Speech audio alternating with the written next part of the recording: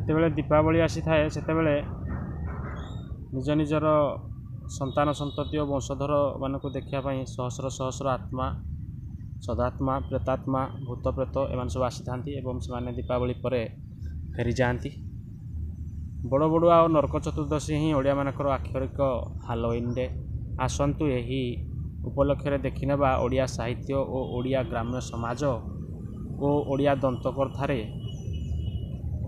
ଚର୍ଚ୍ଚିତ କିଛି ଭୂତ ଶ୍ରେଣୀ, ମାନେ କିଛି ଭୂତ ଶ୍ରେଣୀ ଆମେ ଜାଣିଛନ୍ତି ଯେତେ ପ୍ରକାର ଭୂତ, ସେଇ ଭୂତମାନଙ୍କୁ ଦେଖିପାରିବା।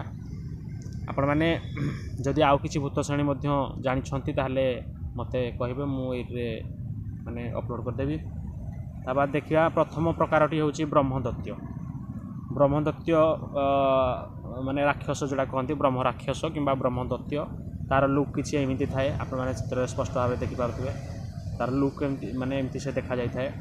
ସେ ବ୍ରହ୍ମଦୈତ୍ୟ ହେଉଛି ଅତୃପ୍ତ ବାସନା ନେଇ ଅସମୟରେ ମୃତ୍ୟୁ ହେଲେ, ଯଦି ଅତୃପ୍ତ ବାସନା ନେଇକି ସେ ଅସମୟରେ ମୃତ୍ୟୁ ହୋଇଯାଇଛି ତାହେଲେ ଉତ୍କଳୀୟ ବ୍ରାହ୍ମଣ ପ୍ରେତଜନିରେ ଫସି ବ୍ରହ୍ମଦୈତ୍ୟ ସେମାନେ ହୋଇଯାଇଥାନ୍ତି। ନାଁ ଶୁଣି ଯେତେ ଡର ମାଡ଼ିଲେ ସୁଦ୍ଧା ବ୍ରହ୍ମଦୈତ୍ୟମାନେ ଅସଲରେ ଆକ୍ରମକ ହୁଅନ୍ତି ନାହିଁ, ବରଂ ଏମାନେ ଦୟାଳୁ ଓ ପରୋପକାରୀ ହୁଅନ୍ତି। ଏମାନେ ଫଳମୂଳ, ଦହି, ଚୂଡ଼ା ଖାଇ ରୁହନ୍ତି।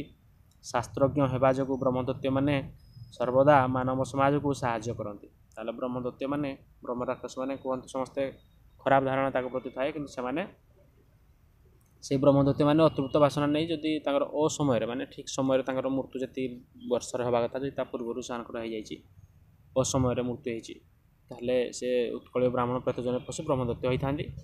ସେମାନଙ୍କୁ ନାଁ ଶୁଣିକି ଡର ମାଡ଼େ ଆମକୁ, କିନ୍ତୁ ବ୍ରହ୍ମଦୈତ୍ୟମାନେ ଅସଲରେ ଆକ୍ରମକ ସେମାନେ ହୁଅନ୍ତି ନାହିଁ। ସେମାନେ ଆକ୍ରମକ ହୋଇନଥାନ୍ତି, ସେମାନେ ଆକ୍ରମକ ହୁଅନ୍ତି ନାହିଁ, ବରଂ ଏମାନେ ଦୟାଳୁ ଆଉ ପରୋପକାରୀ ହୁଅନ୍ତି।